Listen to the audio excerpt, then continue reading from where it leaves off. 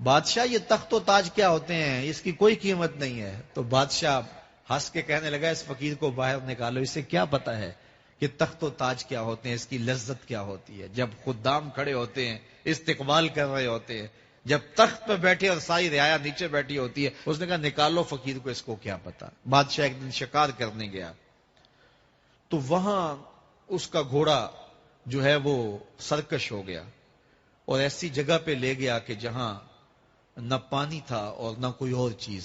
بادشاہ وہاں ہانپ رہا ہے کہ وہی فقیر مشکیزہ ڈالے ہوئے گزرا اور آواز دے رہا ہے پانی لے لو، پانی لے لو۔ بادشاہ کی تو موت واقع ہونے والی تھی، آخری ہچکیاں تھی، تو اس نے آواز دی پانی۔ تو اس فقیر نے کہا کہ ہاں تمہارے پاس ہے کوئی قیمت پانی دینے کی؟ اس نے کہا میں بادشاہ ہوں اس ملک کا۔ اس نے کہا ہوتے ہوگے، مجھے غرض نہیں ہے، میں تو بیچتا ہوں پانی۔ اس نے کہا بابا میں بادشاہ ہوں، جو مانگو گے میں دوں گا، مجھے پانی دو، میں مر رہا ہوں۔ اس فقیر نے کہا آدھی حکومت لگے گی۔ اس نے کہا آدھی لے لینا، مجھے پانی تو دو، کیونکہ مر گیا تو ساری جائے گی۔ اس نے پانی کا گھونٹ دیا، پیاس کی شدت تھی، جب پانی کا کٹورا اس نے منہ سے لگایا تو پانی حلق میں اٹک گیا۔ اب پھر دوبارہ مصیبت بن گئی تو اس فقیر نے کہا کہ میں حکیم بھی ہوں، اگر کہو تو تمہارا علاج کر دوں۔ اس نے کہا ضرور کرو، لیکن اس نے کہا میں یوں ہی نہیں کروں گا، آدھی باقی حکومت بھی لگے گی، وہ بھی لکھ دو۔ اس نے چمڑے کے اوپر لکھوا لیا، ساری حکومت لکھوا لی اور اس نے اس کا علاج کیا فوری۔ جو اس کے پاس ٹوٹکا ٹونا تھا تو اس کا پانی حلق سے نیچے اتر گیا۔ بادشاہ گھوڑے پہ بیٹھا واپس آیا، وقت گزر گیا، عرصہ بیت گیا۔ بادشاہ پھر تخت پہ بیٹھا تھا، وہی فقیر بھیس بدل کے دوبارہ آ گیا۔ پھر اس نے نصیحت کی کہ آخرت کو یاد کرو، یہ دنیا کچھ نہیں ہے، 4 دن کی کہانی ہے۔ بادشاہ نے کہا تو میرا خیال ہے پہلے بھی کبھی آیا تھا، تو نہیں سمجھتا تخت و تاج کی لذت کیا ہے۔ اس نے کہا اس کی کوئی قدر و قیمت نہیں ہے، چھوڑ اسے، آخرت سب کچھ ہے۔ تو اس نے کہا نکالو اس فقیر بابے کو، یہ اس دن بھی آیا تھا تو آج پھر آ گیا ہے، اپنی راہ لے بابا۔ اس فقیر نے اپنے تھیلے سے وہ چمڑے کی دستاویز نکالی جس کے اوپر اس نے ساری حکومت لکھ کے دی تھی۔ اس نے کہا بادشاہ یہ ہے تیری حکومت کی قیمت، صرف 2 گھونٹ پانی، جس پر تو نازاں ہے، جس پر تجھے فخر ہے، تو قبل اس سے سورج مغرب سے طلوع ہو جائے، توبہ کا دروازہ بند ہو جائے، سانسیں اٹک کے حلق تک آ جائیں اور ہماری زندگی کا دفتر سمیٹ دیا جائے، اور پھر پچھتائیں ہائے جو چند لمحے ضائع کیے، ہائے جو زندگی برباد کی وہ کیوں برباد کی۔ کل کے پچھتاوے سے بہتر آج کا پچھتاوا، زندگی پلٹ ہوگا، وقت پر کافی ہے ایک قطرہ بھی آب خوش ہنگام کا، جل گیا جب کھیت برسا می تو پھر کس کام کا۔ آئیے میں اور آپ اپنی زندگی کو مالک کی چوکھٹ پہ، مالک کی دہلیز پہ لے جائیں، اس کے حضور سچی توبہ کریں، رجوع لائیں، اپنے گناہوں سے معافی مانگیں، وہ کریم ایک آنسو سے سارے گناہ معاف کر دے گا۔ اپنی آخرت کی تیاری کریں، کاروبار دنیا بھی کریں، لیکن اصل ہماری زندگی آخرت کی زندگی ہے۔ صحابہ کو خندق کھودتے دیکھا تو پیار آیا تو یہی کہا اللہم ان العیش عیش الآخرہ، اے اللہ زندگی تو آخرت کی زندگی ہے، فاغفر للانصار والمہاجرہ، میرے انصار کو بھی بخش دے، میرے مہاجروں کو بھی بخش دے۔ تو اللہ تعالی ہم سب کی مغفرت فرمائے۔ انسان کو اللہ تعالیٰ نے اتنی نعمتیں عطا کی ہیں کہ اگر وہ ان کا احساس کر لے تو کبھی بھی ناشکری اس کے انداز سے، رویے سے اور اس کی طرز زندگی سے ظاہر نہ ہو، بلکہ اس کا سانس سانس جو ہے وہ اللہ کا شکر کرے، اللہ کی تقدیس کے گیت گائے۔ لیکن یہ انسان ناشکرا ہے۔ وَإِنَّهُ عَلَى ذَلِكَ لَشَهِيدٌ، اس پر اسے کوئی خارج سے گواہی کی ضرورت نہیں ہے، وہ خود اس پہ گواہ ہے، اسے خود پتا ہے کہ میں کتنا ناشکر۔ ذرا اندر اتر کے دیکھے تو اس نے کیا اس کی نعمتوں کا شکر ادا کیا ہے؟ اس کی کتنی بڑی نعمتیں ہیں حضرت انسان کو۔ انسان غور کرے، تدبر کرے۔ میں کئی دفعہ یہ بات بتا چکا ہوں، میرا ایک ملنے والا ہے، پیر بھائی ہے، تو اس کو مسئلہ کیا ہے کہ یہ جو منہ میں لعاب آتا ہے اس کی مقدار کم ہے۔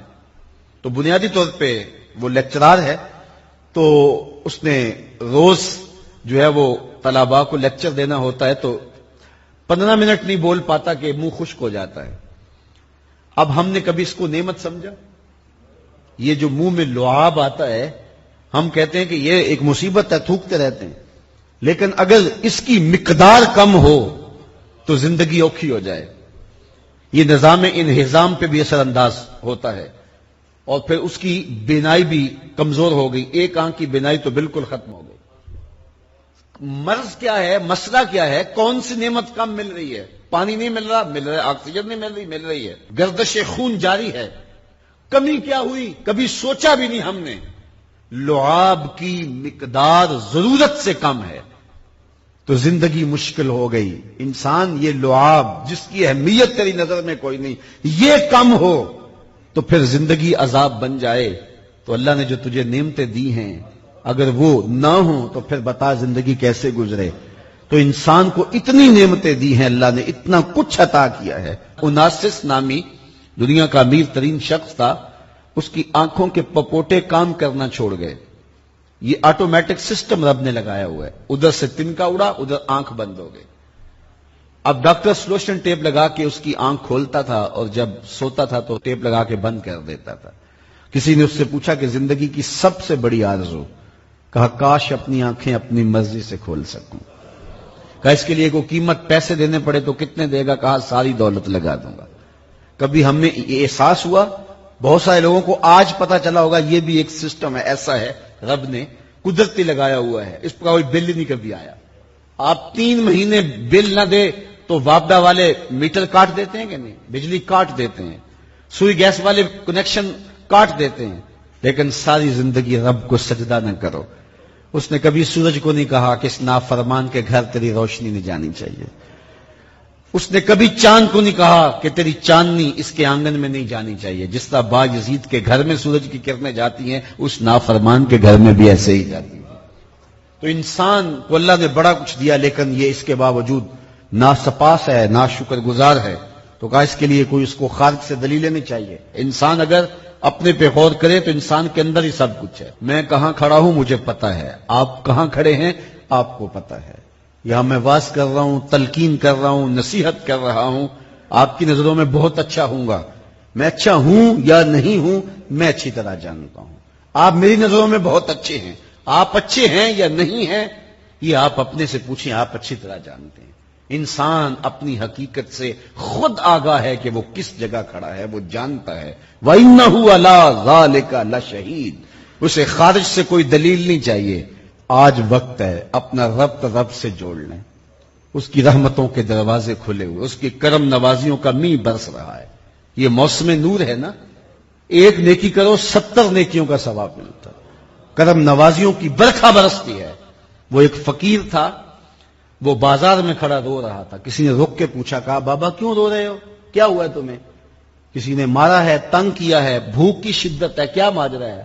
کہا نہ بابا یہ میرے مسئلے نہیں ہیں. کہا پھر کیوں کھڑے ہو؟ وہ مجذوب تھا. کہنے لگا میرا پروگرام بنا کہ بندوں کی اور رب کی صلح کروا دوں. تو کہا پھر کیا ہوا؟ کہا وہ تو مانتے ہیں یہ نہیں مانتے. وہ تو کہتا ہے لے آئے نے میری دہلیز پہ، ایک آنسو سے سارے گناہ معاف کر دوں، لیکن یہ میری سنتے ہی نہیں ہے. ایسا پیار ہو گیا دنیا سے، میری بات ہی نہیں سمجھتے. میں انہیں سمجھاتا ہوں، آگے سے مجھے پتھر مارتے ہیں. میں ان کی خیر کے لیے ان کو کہانی سنا رہا ہوں، میاں یہ دنیا عارضی ہے، لیکن یہ مجھے گھور گھور کے دیکھتے ہیں. مجھے ان کی عقل پہ رونا آ رہا ہے.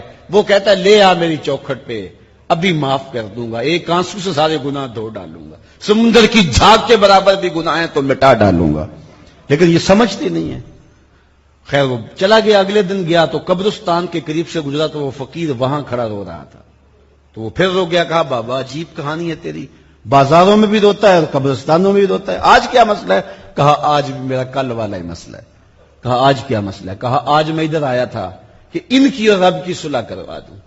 تو کہا آج پھر کیا بنا؟ کہا آج یہ مانتے ہیں وہ نہیں مانتا. تو قبل اس سے کہ وہ وقت آئے کہ پھر وہ نہ مانے، آج لے ان کی پناہ، آج مدد مانگ ان سے، کل قیامت کو نہ مانیں گے اگر مان گیا. تو یہ تھوڑا وقت ہے زندگی کا، اس زندگی کو غنیمت سمجھیں